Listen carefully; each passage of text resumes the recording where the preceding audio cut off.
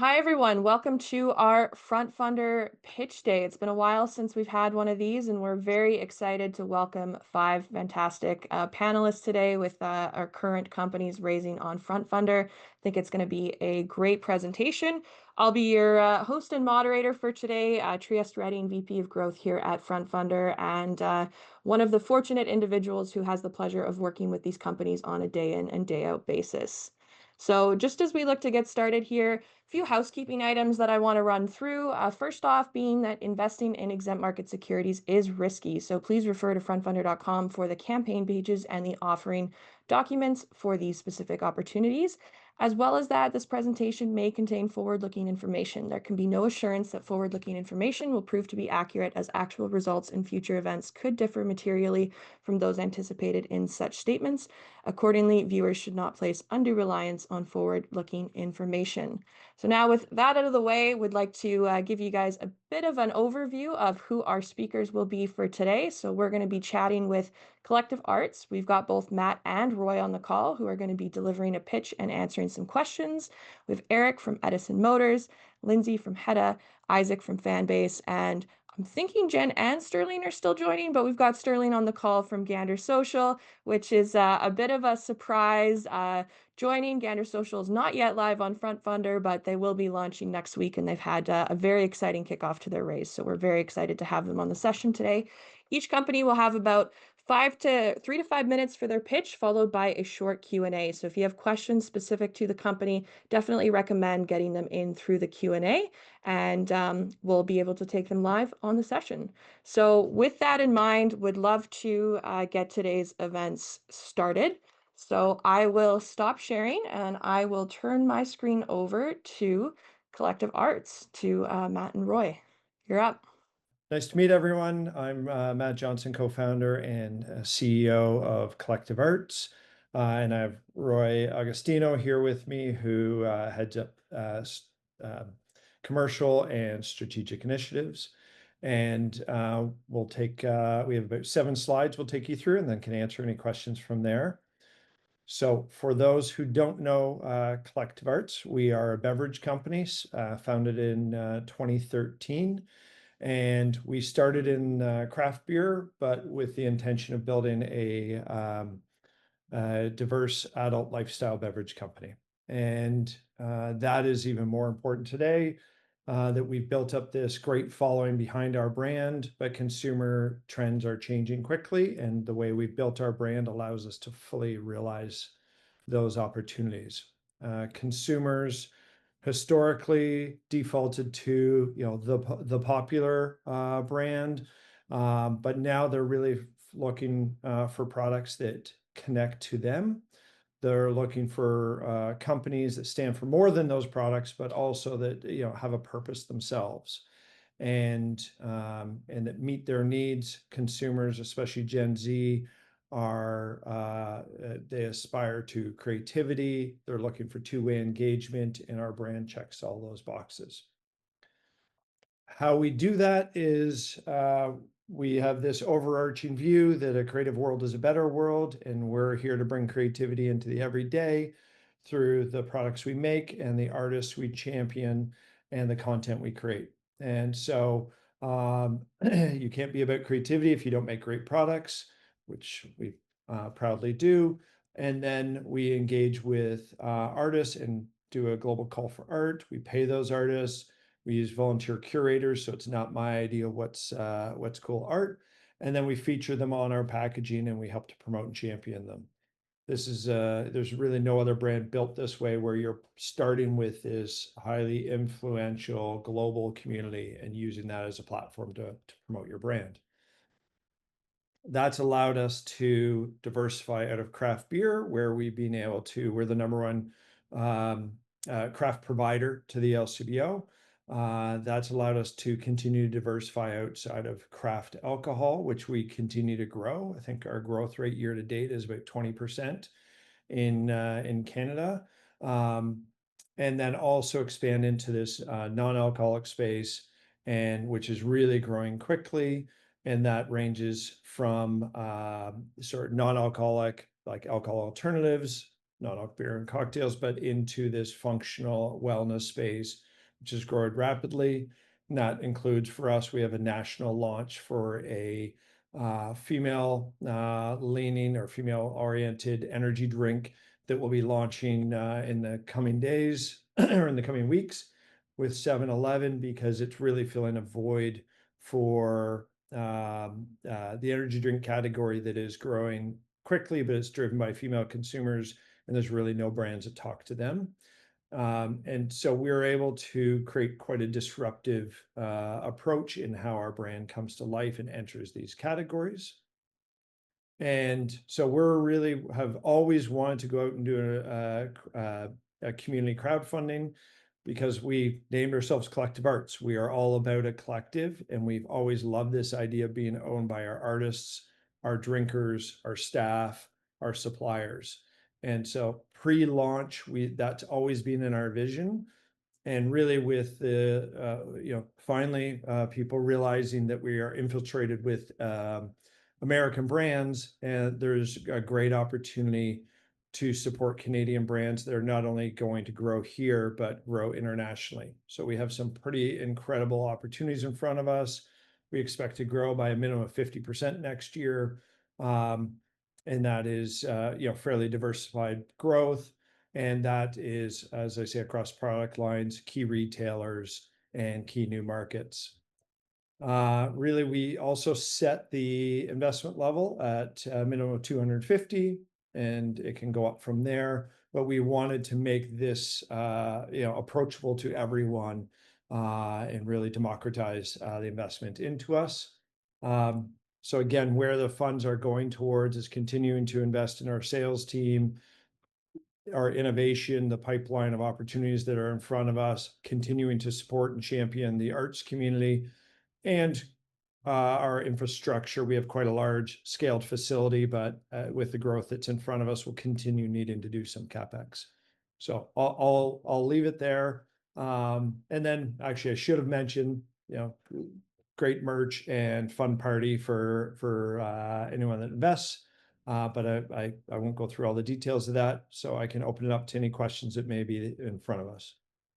All right. Thanks so much for a great pitch there, Matt. And as Matt just pointed out, there are some great perks on the campaign page. So if you are wanting to check that out and learn a little bit more, frontfundr.com/collective arts is where to go. And for anyone who does have questions, please put them through the Q&A right now. Happy to take those on the call. I think one of the big things that you touched on a little bit, Matt, was kind of the growth and what you guys have been seeing year over year, which is pretty significant. Are there perhaps any specific categories of beverages within your product line that are represent the biggest growth opportunities moving forward that you see right now? Yeah, great question.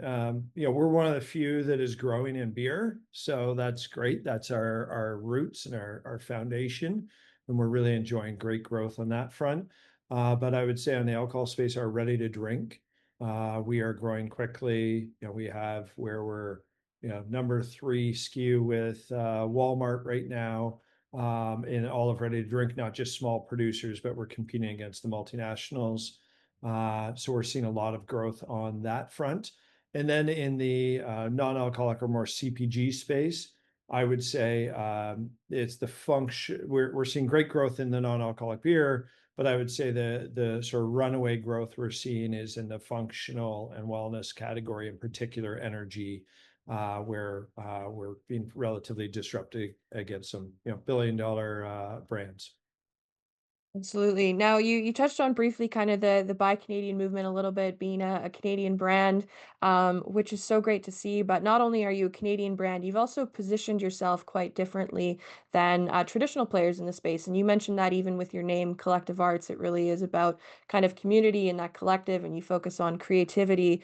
So how has kind of that model of featuring artists and cultural collaborations and building that community really translated into measurable sales and long-term brand loyalty for the company? Yeah, we would have top 20 global followers for any beer brand in the world.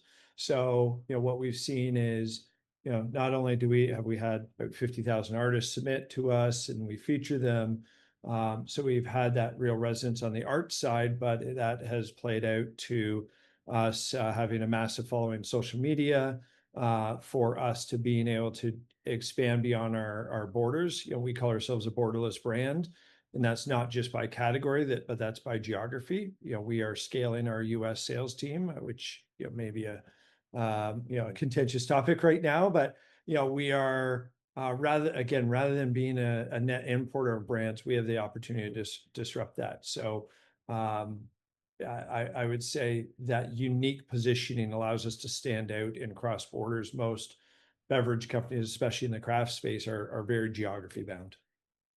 Absolutely. Now, I know you touched on a little bit of kind of where Collective can head, being obviously a big Canadian player as well as internationally. Maybe you can walk us through what a little bit of that long-term growth for Collective Arts looks like.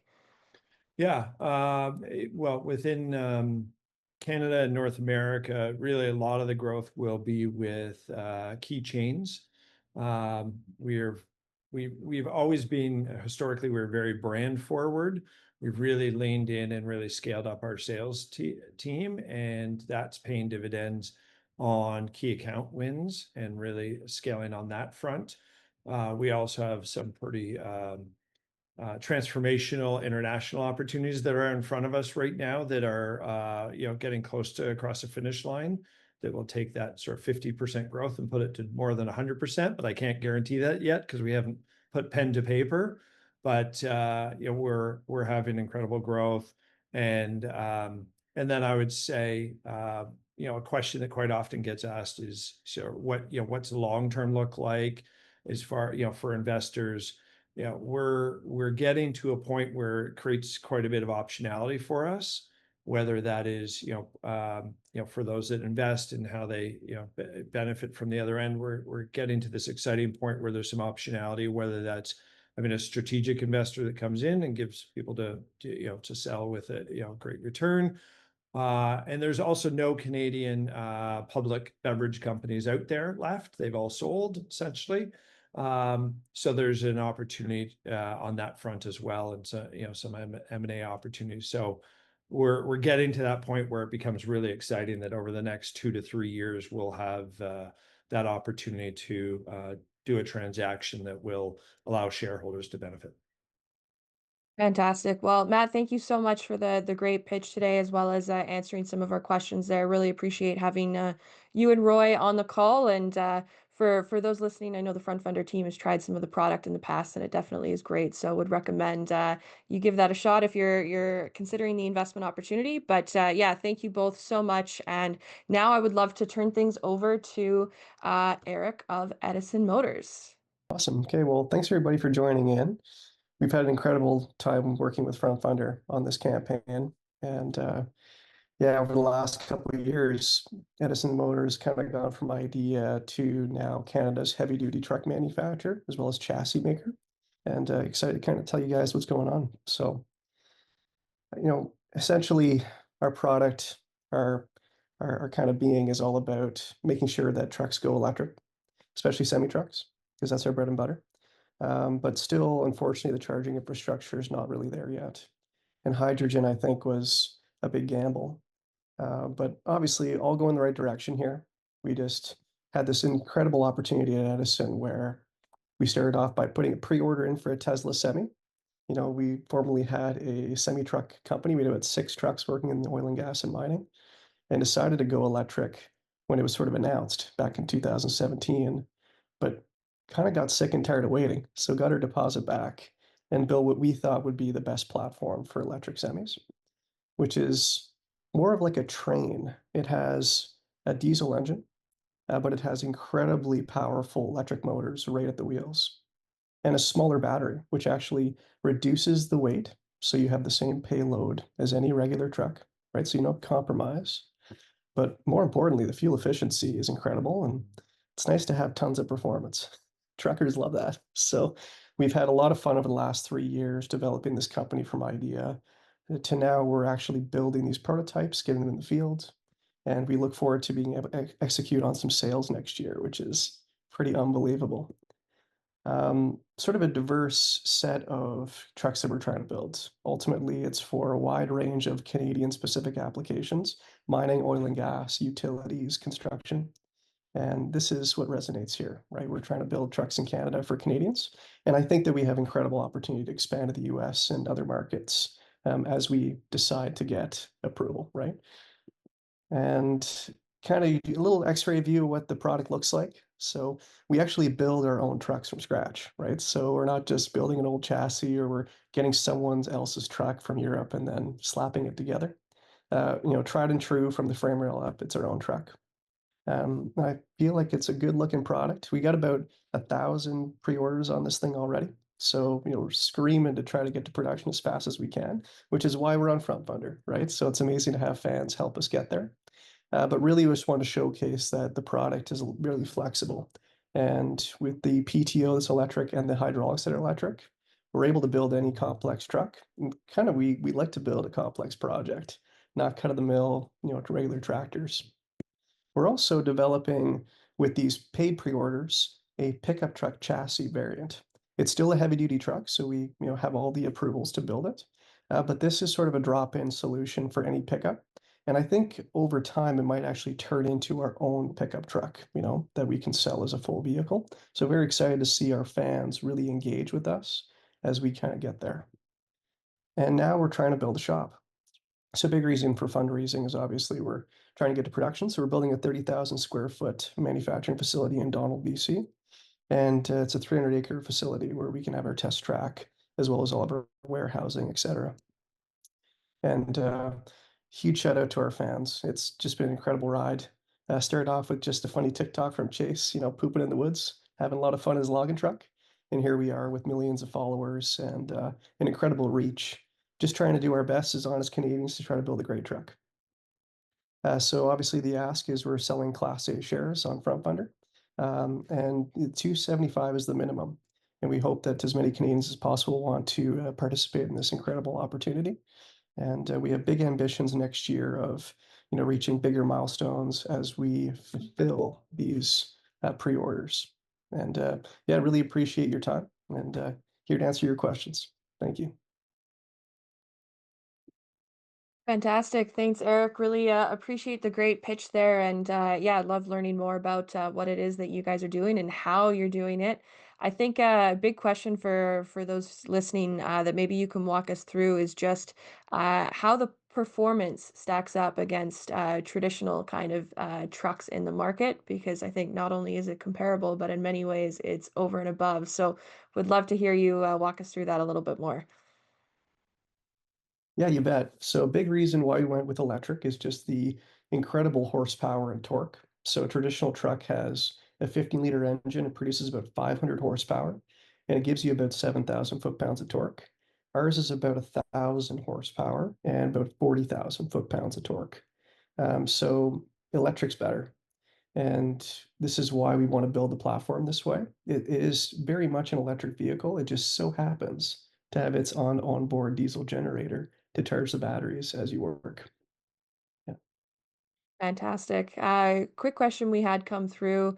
Um, how is the factory coming along and what is the timeline for full commercial production? So right now we're building the plant. Steel structure's up. It's incredible to think we just bought the property in April. So it's coming together real fast. We got a test track just built. I'm thinking that we're already sort of building trucks for the lot, right, to fill some pre-orders, hoping to kind of get there by February next year, because the roof's going to be on in the next couple weeks. So hopefully, if we're good this winter, we can just start chipping away, getting the plant ready to go for next year. It's incredible. Quick question we had come through from Howard. How are you mitigating the effect of US tariffs on trucks? We sell in Canada, right? So there's no problem. We got a huge market here.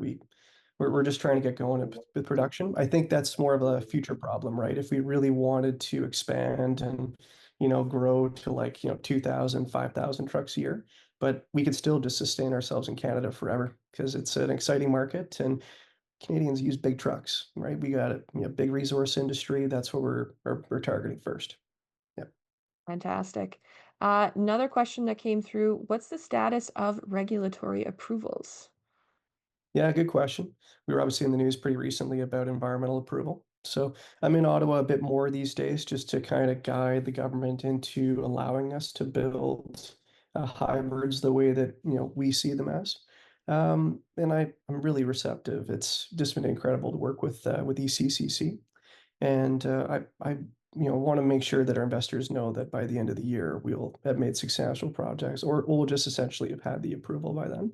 Transport Canada is a lot more black and white, and thankfully our submission package is coming along great. And ideally, we'll have both those completed by the end of the year to early Q1 next year, and that'll allow us to build and sell trucks in Canada. Fantastic. Another question that came through here, which kind of ties into the government and being an Ottawa thing, but will there be an opportunity to access any non-dilutive funding under the Build Canada push? Well, we did submit a few grant applications over the last few weeks. Just trying my best to leverage this exciting opportunity. I think, already we're sort of bringing about 100 jobs to Golden, BC. We're building trucks, right? So I think that if we play our cards right, we do a good job of just getting regulators and people in government excited. Maybe we'll get lucky.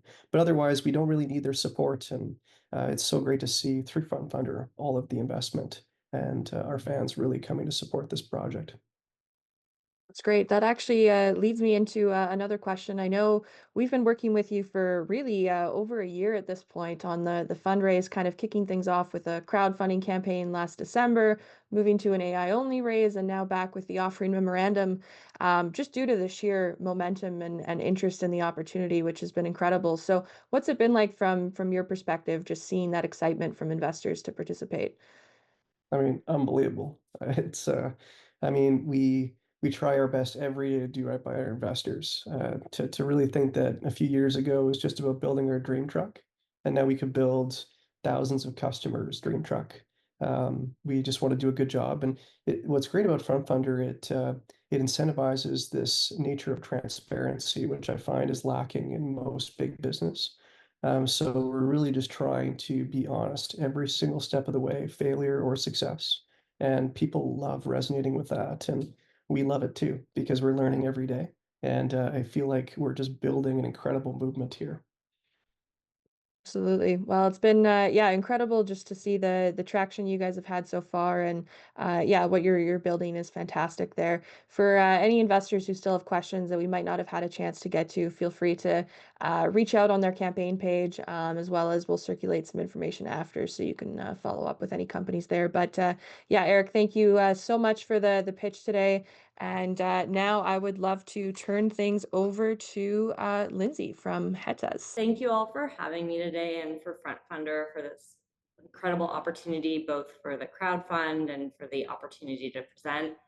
I'm Lindsay. I'm the founder of Hettas. I'm based in Vancouver, and I'm excited to share what we're building with you. So Hettas was really born out of a personal pain point. I started having a lot of forefoot pain in my mid-40s, and it was really limiting my ability to be active. As someone who is a lifelong recreational athlete, it started really worrying me about what was this going to be like when I was 50, 60, as far as my longevity and participation in sport. And I started looking into the history of the athletic shoe industry and athletic shoe development and speaking with experts, and quickly learned that the industry still largely research tests and develops shoes based on male anatomy and uses a male last or foot shape for the development of shoes, and then shrinks it down, mostly known as shrinking it and pinking it, to a woman's shoe. And Matt Powell, who's a sports industry expert, put this well, saying brands are selling shoes to women made for a man's foot, which leads to discomfort, injury, pain, and ultimately then lack of activity. So women's participation in running has increased 150% since 1986. However, industry or innovation in the athletic footwear space has lagged behind. And it's commonly thought that women's feet are the problem, but it's actually the shoes that we're making for them that is causing women to have pain and issues that prevent them from continuing on in sport. So I founded Hettas in 2021, and we are a performance athletic shoe company that researches, designs, and tests shoes specifically from the female perspective. We utilize female biomechanics and anatomy to improve performance and reduce pain and injury. And we entered in running, but do plan on expanding into other categories as we grow. We're not just about shoes. Hettas is a very mission-based company. Our three mission pillars are research, community, and impact and partnership. On the research side, we've partnered with Simon Fraser University, where we were awarded a 3-year research grant and have conducted over 6 studies in the past 3 years, which have been cited at conferences and published out for anyone to consume. On the community side, we have a Hettas community team. It operates across 10 cities in Canada and the US with over 45 members, and we've hosted over 100 to 150 events in the last year and a half. Those events include health panels, wellness panels, as well as demoing and trying out our shoes. For impact programming and partnership, we believe that it's really important to keep girls in sport for what it helps them build from confidence, leadership, and future success in their career and in their adult life. And we also believe in bringing greater equity to women in sport and partner with initiatives such as the Women's World Decathlon Initiative. The heptathlon is still the primary multi for women, whereas men are allowed to compete in the decathlon. Over the past year and a half, we've earned about $225,000 in revenue selling online and through 9 wholesale doors in both Canada and the US. We have over 180 shoe reviews with a rating of 4.6 out of 5 and an 89% recommendation. And we have an engaged online community of over 9,000 people. We've also been featured in notable industry publications like Business of Fashion, Canadian Running, Run Powered by Outside, and across multiple newspapers. Over the next 12 months, we're hoping to grow our e-commerce revenue 300%, launch a European partnership, grow our grassroots and community events, develop and launch 2 new shoes, complete 3 more research studies, and partner with 3 impact organizations. So we're raising a total of $2.1 million, of which $250,000 is through FrontFundr. We do have a notable family office out of Vancouver that is our main backer, and we have another $350,000 earmarked for them.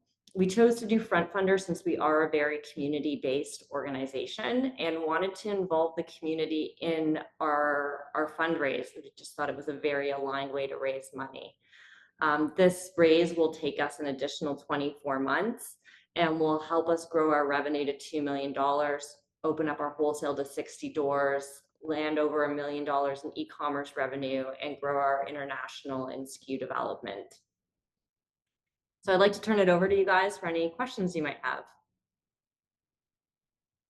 Fantastic. Thanks so much for the great pitch there, Lindsay. I know you and I were talking about this before. It seems so obvious that a woman's shoe should be like designed and researched for a woman, and yet it's not the case. It doesn't traditionally happen that way. So I think what you guys are doing is incredible. Would love to hear a little bit more about the research kind of specifically that you guys have done, what kind of focus areas you're looking at, how that's kind of brought to life the development of the shoe there as well.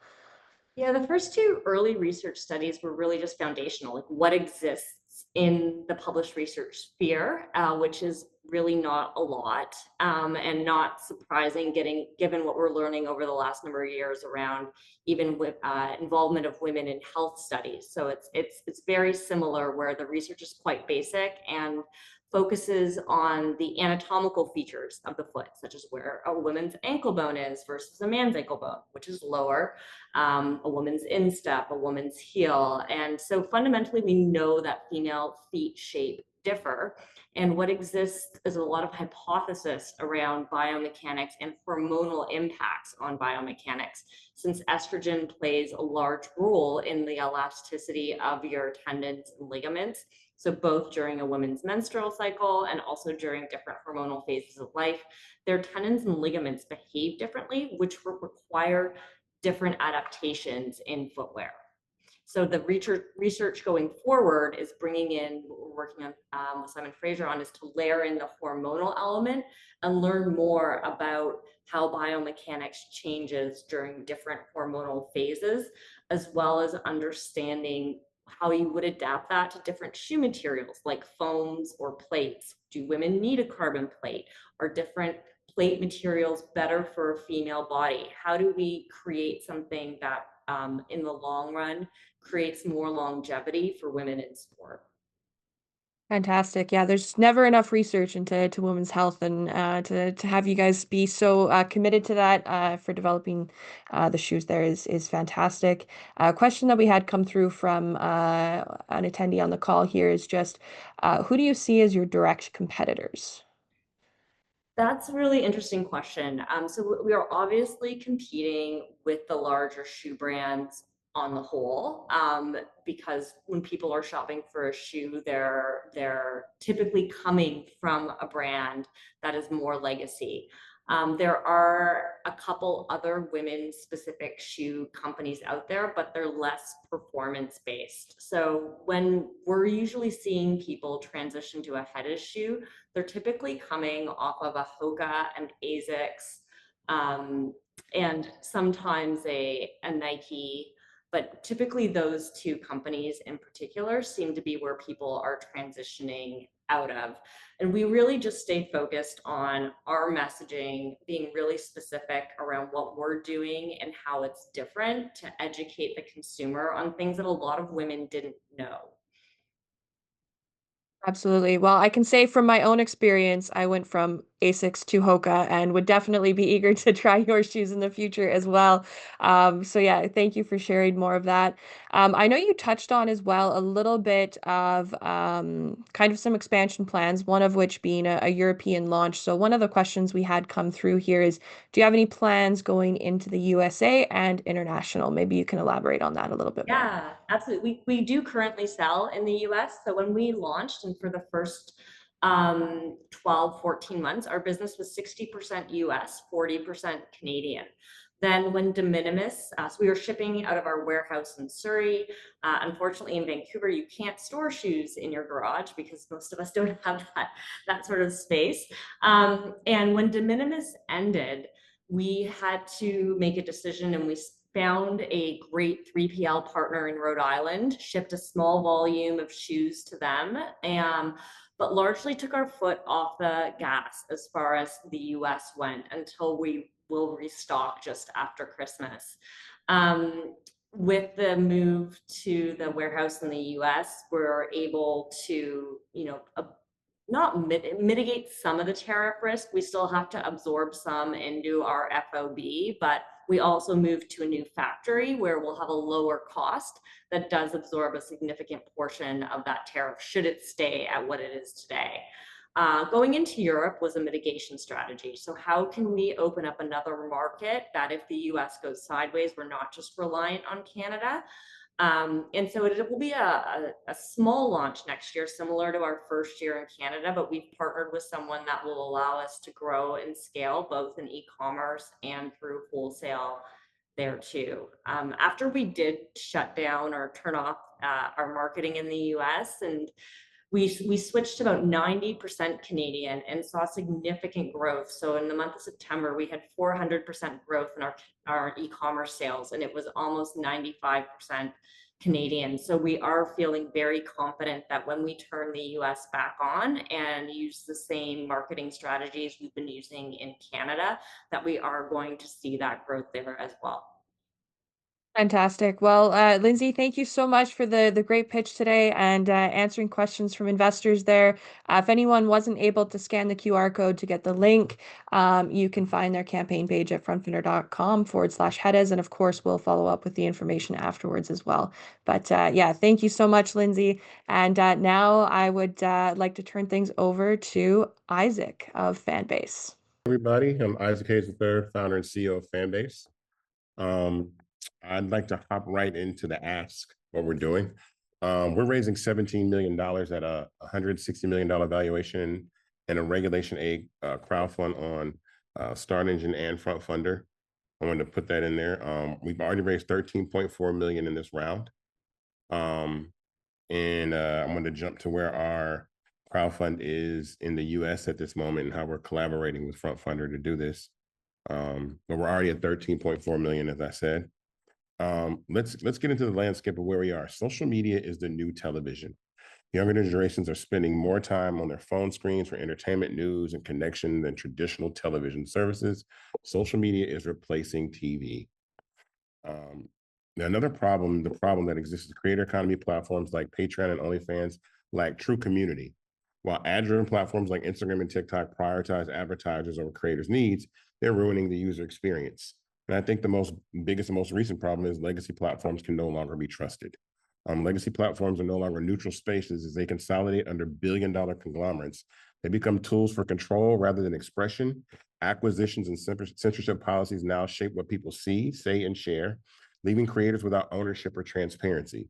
We need new social apps. So the solution is Fanbase, which is a community-based social media environment, fully monetized business model from day one, where you make money from day one, a one-stop place for all creator tools, and AI-driven and user-centric environment with no shadow banning or suppression. And that's important because that's how most of these companies make money off advertising, is by suppressing users' content. To describe Fanbase, it is a free app, a free social media platform to download and use, right? It allows anyone to share photos, videos, audio content, also while monetizing.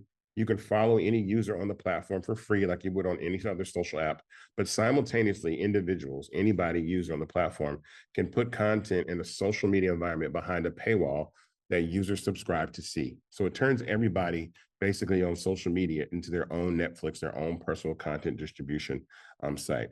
Fanbase also allows tipping of content through Love, which is a virtual currency that we provide that allows people to make money. The opportunity here, the creator economy addressable market is projected to reach 480 billion by the year 2027. And so it's growing fast and more towards being entrepreneurs in their own right and being self-sustaining creators that make money for themselves.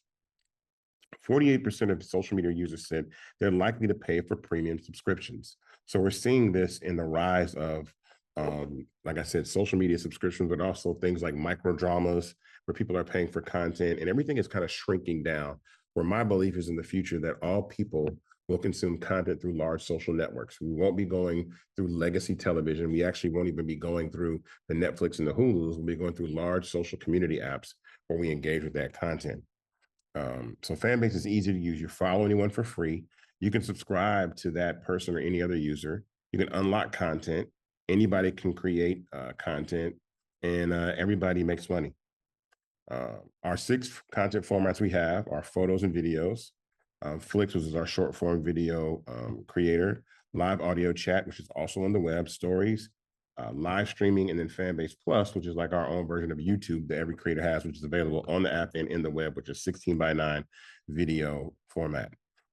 We also introduced something kind of new we like to call Watch Party, which is the ability to take like a YouTube video and pin it to an audio room and watch it with friends in real time, right?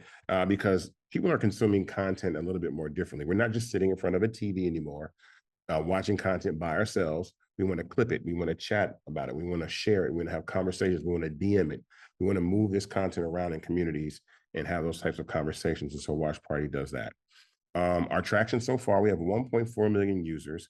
640,000 of those users came this year. And it's a large percentage of new accounts, 120 million views app-wide.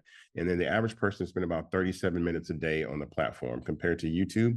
That's 40 minutes, Instagram's 29 minutes, TikTok's 32 minutes a day. And that's largely because of the combination of the multiple formats. So you have kind of everything in one place. So users are being able to accomplish being on an audio platform or watching a long form video or a short form video, or even just posts all in one place. We have over 20 unique features launched in the past year, 30 more coming this year and in 2026. And then we have 12 patent pending claims, including content migration and peer-to-peer in-app purchase subscription. Content migration is the ability to take your content that exists on Instagram or TikTok and ship it over to Fanbase. So it just populates your profile with your profile pic, your your bio and all the content up to 2,000 posts. So you don't have to start from scratch over on a platform and not really know what's going on. This is how we diversify our future revenue stream sources, right? Branded experiences, which is something I'll show briefly, is the ability to create audio rooms and collaborate with creators to do brands. But most of the stuff comes from, again, platform purchases, which is a huge part.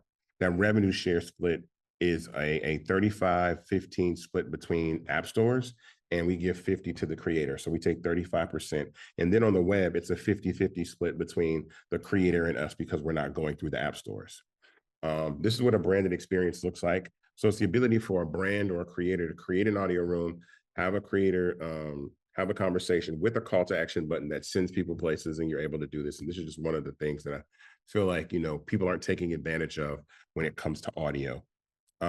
We'll use these funds to continue to scale our business and actually create like a tech stack of our own individual. Some of these products, we want to get a little bit more interdependency. If everybody's seen how AWS just went down the other day, it's kind of like we need to prepare for things like that so that our business doesn't get affected when their business gets affected. So that's how we want to do. We also have, we're launching our new version of our algorithm later this month. Also, we are getting into simplification of the product, and then some other things that we're gonna jump into in 2025 in the content space that really help us. These are the challenges, right? Our retention is about 20%, and we need to bump that up. It's actually, probably between 15 and 20%. And that means for every million people or 100,000 people that download the app, right? Then a month later, if you have 20,000 of them, that's good, but it could be way better, and you want to get that up. But that's always churn. So what reduces churn is retention. So that means creating a more sticky algorithm, making platforms more fun and less biased, and not shadow banning people, and making the user experience a lot better. This is something that I wanted to show for the future. One of the things that we're thinking about and buried underneath Fanbase is the ability for a fintech company that exists. Because when you have a revenue dashboard on the app, so imagine being able to spend directly from the app with your own card. So now it's a way to monetize and make money and kind of have your own social media content creator card that you can take the money that you made from creating content and spend it directly from the app. This is the amazing team at Fanbase. I can't name everybody real quick, but it's a large team. We have about another 30 people that are in Argentina who are largely part of our development team. And then this is a large part of the US team that's here. And that's that part. Quickly, I don't want to take up too much time, but I definitely wanted to try to share and show the actual app itself. I think that's important too. I don't want to just necessarily talk about a product, but I definitely want to see, let me see here where I see, here we go. So, boom. Okay, so this is the app itself. So this is Fanbase. So this is like the main user feed. So as I said before, you can like a piece of content and then you can love it. If you see that 190,000 at the top, that's where you purchase love. You can buy that digital currency. You make that purchase, and the only thing that you can do with that love is tip a user. So once you make that purchase, this goes into your love bank, and then it allows people to make money off that transaction. So they'll get 50% of that revenue, and I'll go back. So every time I tap this icon, the user gets half a penny. So you can like stuff and you can love stuff. We have short form video, like I said before. So these are like short form videos, same thing, love is available there. I want to jump and kind of show a little bit of an audio room, what audio rooms are like. Here's a good one. So this is just a brief view of what an audio room looks like. So these are people allowed to have conversations. There's a chat room inside these audio rooms. You can love these comments as well and make money. Every user can make money while talking on the stage. These rooms are also available to be exclusive subscriber paywall rooms as well. The audio bar is a functionality that I put at the bottom. As you can see, I'm still in the audio room, and I can mute that audio room and continue to scroll the app or if I want to hop right back into that audio room, I can, and exit that room. But it just combines a lot of things into one. This is what a profile looks like, where you can see, you have a little profile banner at the top, and then your revenue wallet, where I showed you before, you make your money. This is where you make your money from loves and subscriptions, and you get paid out the first of every month. So I just wanted to give a quick demo to everybody that's on board right now. That's it. Fantastic. Thanks so much for not only the pitch, Isaac, but the great product demo there. Really appreciate you walking through that. Unfortunately, that kind of brings us to our time there. So for anyone who didn't get a chance to ask any questions, you can definitely do so at frontfundr.com/fanbase. I do also want to note that I had a great chat with Isaac this week for our podcast, which will be coming out soon, where he touched on a little bit more of bringing the US raise to Canada and why that was so important given the community they have in Canada, as well as a little bit on the alignment between content creators and what Fanbase does from a revenue standpoint and how they really share similar values that way and contrast that to the existing players in the space. So, Isaac, thank you so much for your time today. Really appreciate it. And now I would like to turn things over to our last panelist for today. So I know in our promotions leading up to this, we had a bit of a surprise or special guest listed, and that is the team from Gander Social. Gander is not yet live on FrontFundr. They will be going live next week, but they've had an incredible launch. So we wanted to give an opportunity for those on the call to kind of have a first look at this before they open up next week. So with that in mind, I would love to turn things over to Stirling and Jen from the Gander Social team. Just to get started, I mean, to go into things, social media sucks right now. Although maybe not Fanbase. Isaac, I really loved hearing some of the stuff that you guys are up to. I think we're on kind of a similar wave here. But here in Canada, the big social media platforms that all of us use are built to profit from outrage, surveillance. They fuel hate, bury Canadian journalism, Canadian voices. They spread disinformation. They expose youth to harm, all while selling our attention and our data to line the pockets of billionaires that don't even live here. As Canadians, we're stuck using platforms that don't really reflect our values. They don't reflect our laws. They certainly don't reflect our culture. And their algorithms amplify division. Their policies erode trust in our institutions. And their systems are wide open to bots, bad actors that manipulate the conversations that we're having here about our country with our compatriots. So really, like, the result is experiences that undermine what we care about as Canadians. There are things like equality, fairness, privacy, healthy democracy, peace, order, good governance. These are all things that are like really critical to us as Canadians. We don't see any of that reflected on the platforms that we use to communicate. So, despite 82% of Canadians, probably a little bit higher, using social media every day, trust in big tech is collapsing, and for very good reason. There's really no major Canadian alternative that exists either. And in fact, the Canadians are really clamoring for an alternative, and we'll hear about that in a second when we talk about our traction. We need a sovereign digital space where our voices are heard, our data is protected under Canadian law, and our communities can thrive. So that's why we're building Gander Social. This is really like our opportunity to turn a lot of the pain points with regular social media into our differentiators as a platform, and also now turning it into product market fit. So I'm going to go quickly here. You guys are going to be able to see all of this when we go live to the public on Tuesday. But really what the platform does is it puts people on social media will treat us not as the product. People have control of their feeds, control of their data, control of their algorithms. Also include a lot of the favorite formats that you're used to seeing on other platforms. So video, text posts, all that jazz.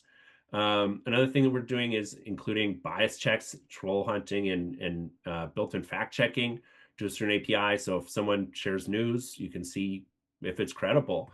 And unlike some of the other platforms, you can actually share news on ours. So that's pretty clutch here.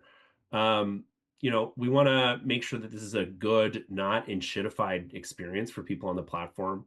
So that includes things like creator monetization through tips, boosts, those sorts of things, especially for a lot of those Canadian voices that aren't able to surface on some of the other channels, particularly as well, providing local context, an opportunity to actually find your people, build your nest. There aren't too many goose puns in this, I promise, but a few always slip through with us. So to talk a little bit about our traction, I'm going to throw it over to Jen. Yeah, so we're actually probably a little bit further on this bar than it shows here. So we are very close to opening our closed beta, which we will likely do next week. And we are doing a raise with FrontFundr, which we've originally just opened up. If anybody here is on our early access subscribers list, they'll have seen it already, which is doing incredibly well and really just proving that people are really crying out for this. So we have about almost now 34,000 people on that early access signed up. We have proof of concepts going, we have demos. The app is like just about ready for us to start testing. And really what has been crazy, honestly, is the massive outpouring that we have had from Canadians to support this, just of what they've seen, especially over, you know, the last year or so geopolitically, really wanting to have a more trusted space to be on, really wanting to make sure that their data stays in Canada, and that we are following Canadian laws online as well as offline. So we're looking at monetization and revenue for ourselves. We are standing true to the fact that people will own their own data. So their data is not being sold onwards. So not only is it being kept in Canada in a sovereign data network, but we're also not interested in selling them either. And because we're decentralized, we're based off the app protocol, which is the same open source protocol that Blue Sky and Black Sky and North Sky and all the other skies are built on. We have already a big library of content that we'll be able to consume straight off the bat. And so we are looking more towards subscriptions for specific roles. So if you are a business and you want to have business accounts on there, you want branded experiences, you're a creator and you want specific analytics, we are looking to the future to ticket sales, paid private groups, digital goods, and so on and so forth. We're looking for quite a diversified revenue stream, as there's a lot of monetization and revenue experimentation to do in order to build something differently to the other social medias where their monetization and revenue is largely built around selling information about you. I'm going to take off my glasses here because I realize I look like an alien with the reflections. So we'll give it a Oh, it's not so bad. I would also say as well too, you know, one thing that we did mention is that we're also co-designing the platform with Canadians. So we've had already 2,500 people participate in actually designing what the platform looks like, the features, telling us what they care about. So I think that's a big difference as well. Jen, you want to talk a little bit about the revenue outlook? Yeah, revenue outlook is really interesting for us. If we look at a low growth estimate, which is really just about having maybe 150,000 people on the platform, you know, in about 18 months, we're looking at that first batch there. But if we are looking to hit 1 million users, which seems very reasonable given the current support and demand that we're seeing, then the theoretical revenue you see is largely from some of those subscriptions is actually quite high. Now, we are interested in creating a sustainable business that is long-term. We are a public benefit company, and so we, whilst it's a for-profit company, we are also legally tied to a public benefit statement. And so we are interested in making money to keep the platform up, and we are not interested in some of those revenue outlooks that the major social media ones are looking to. But even in that, when we are looking at our revenue modeling of what this could be, it is entirely possible, in spite of what we might be led to believe, that you can actually build and support good social media without having to sell people out. Thanks, Jen. So I'll talk kind of quickly about our go-to market strategy here. So really what we've been doing is meeting the moment. We launched in like April. So haven't been around for very long. And really what we want to do is get to about 500K users in our first year, continuing with this trust and momentum that we've been building. Notably, you'll see that boomers are missing here. Interestingly, they are flocking to us and into the platform. So not a lot of effort to reach them because they're really vibing with what we've got. Particularly want to look at older Gen Z millennials. So these are your sort of values-driven early adopters, a lot of creators and micro-influencers. One of the things we talked about before was surfacing those Canadian voices. There's tons of people, particularly folks that are intersectional, that have trouble surfacing their content on the big American platforms. And so we want to give them a home. They're also sick of ad-driven feeds, engagement traps, and all those other things. Gen X, of course, part of this as well. We're really worried about, the impact of social media on future generations, their children. They're fed up with trolls, bots, and disinformation, kind of punk rock in a lot of ways. And they're very eager to support Canadian alternatives. Few sort of key ways that we're going to do that is focusing on trust and safety signals. So on the platform, we'll be verifying people, not just for their age, but for actually being a human. That's to sort of counterbalance all the bots that you see. So we'll reduce bots. Our policies are all going to be very transparent. We are aligned, moderation policies aligned with the Charter of Rights and Freedoms. So no hate speech, not quite freedom of speech. A lot of strategic press and influencer drops, so timed activation for credibility and reach, and a lot of work to build sort of the people that we want on the platform. So looking at sort of white glove onboarding for trusted institutions, civic spaces like that, and then also using the network effect. So making sure that we get our beta users onto the platform and then allow them to invite their friends. Social media is not social without having your people there.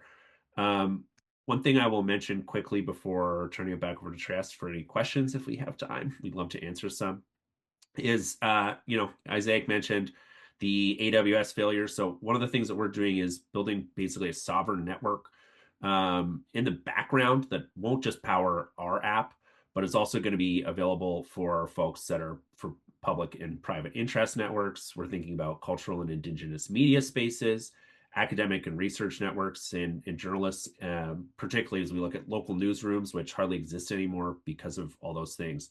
So the idea is that Wingspan is a distributed network that sort of powers Gander in the background, but also creates space for these institutions to protect their data and protect their users. So a lot from us in a short amount of time, and maybe we'll see if there are any questions. Thanks, Stirling. Thanks, Jen. I think, unfortunately, we're likely at time for the session today, but really appreciate the pitch that you both delivered there. And certainly for those listening, if you do have questions, we'll circulate a follow-up email with the details for each company. And you can also find them exclusively right now at frontfundr.com/Gander Social. Like we said, they're not public and investment opportunities yet, but they will be next week. So stay tuned for that. As well as for all those listening today, we did record the session and we will be putting it up on YouTube later, so you can go back and rewatch them, or of course reach out to the companies at any time for questions. Yeah, really want to just thank all the panelists today for delivering fantastic pitches. It was great to hear from such a wide, diverse group of companies there, and really appreciate everyone's time. So thank you so much, and wish everyone a great Thursday. Thank you, everyone.